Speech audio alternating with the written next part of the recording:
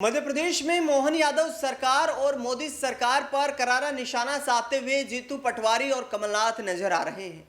दरअसल पिछले दिनों सोनिया गांधी और राहुल गांधी के खिलाफ जो ईडी ने कार्रवाई की है, उसको लेकर भी जीतू पटवारी की अगुवाई में संपूर्ण मध्य प्रदेश में कांग्रेस पार्टी सड़कों पर नजर आई। राहुल गांधी के खिलाफ एक षड्यंत्र बताया। इसके साथ साथ जीतू पटवारी ने यह भी कहा कि मध्य प्रदेश में जो भ्रष्टाचार है वो चरम सीमा पर है। मोहन यादव के करीबी ही लगातार भ्रष्टाचार को फैला रहे हैं, उनके करीबी माफिया बने हुए हैं। मध्य प्रदेश में किसानों की दुर्दशा हो रही है। बब्बर शेर यानी कि जो रेस के घोड़े हैं, जिनकी बात लगातार राहुल गांधी करते हुए नजर आते हैं।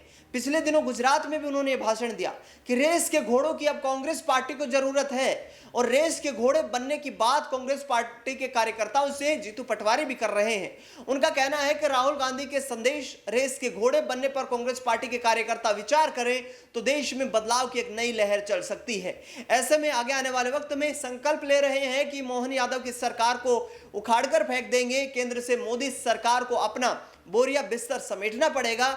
जीतू पटवारी किस तरीके से हमलावर हो रहे हैं प्रदेश सरकार और केंद्र सरकार पर, वो बयान आपको सुनवा दें। प्रभारी जी ने कहा कि हम जब चुनाव आते हैं तो आखिरी 1.5 साल में पार्टी तैयार होती है और ये कहती है कि चलो हम चुनाव की तैयारियां करने चल रहे हैं, घोड़े सजा लो, और आखिरी में घोड़े पीछे रह जाते हैं। सही है कि गलत? तो राहुल गांधी जी को कहना पड़ता है कि रेस के घोड़े और शादी में वाले घोड़े। सुना भाषण आप लोगों ने? तो हम सब रेस के घोड़े हैं, फिर भी हार जाते हैं चुनाव। अगर हम टीकमगढ़ की तो कृपा है कि समझो निवाड़ी और टीकमगढ़ में से 3 विधानसभा हमारे पास है 5 में से, पर 2 भी नहीं है। अगर 2 और होती और ऐसा ही कंट्रीब्यूशन पूरे मध्य प्रदेश में होता तो या दादा तो मंत्री होते। सही है गलत?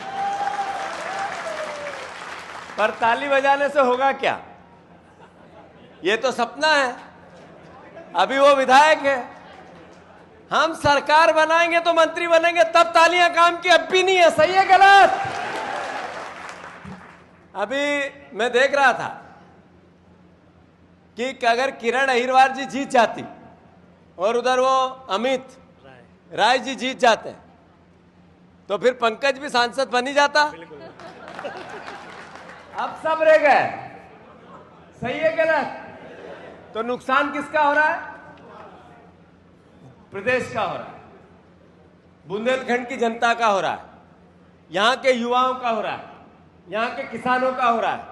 अरे अगर बुंदेलखंड में एक बेटा अपने पिता को हॉस्पिटल ले गया और स्लाइन चढ़ानी है तो बेटा रोटी लेने, चाय लेने, घर पे माता जी को लेने कोई उन मरीज के पास ले जाए, इसके लिए घर नहीं जा सकता था, इसलिए कि उसको बोतल पकड़ के खड़ा रहना। देखा फोटो आप लोगों ने?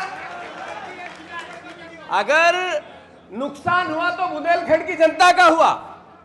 अभी तो ये जीतू पटवारी कांग्रेस पार्टी के प्रदेश अध्यक्ष मध्य प्रदेश में, जो लगातार अपने बयानों को लेकर चर्चाओं में रहते हैं।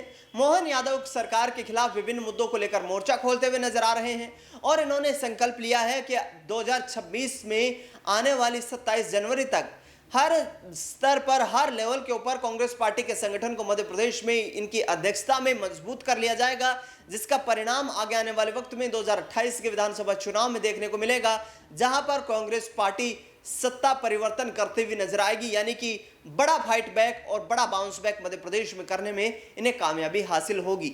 देखना दिलचस्प होगा कि जीतू पटवारी, कमलनाथ किस तरीके से कांग्रेस पार्टी के अच्छे दिन मध्य प्रदेश में ला पाएंगे। फिलहाल इस खास खबर में इतना ही। देश दुनिया से जुड़ी तमाम बड़ी खबरों के लिए देखते रहिए नेक्स्ट 9 पॉलिटिकल बाइट।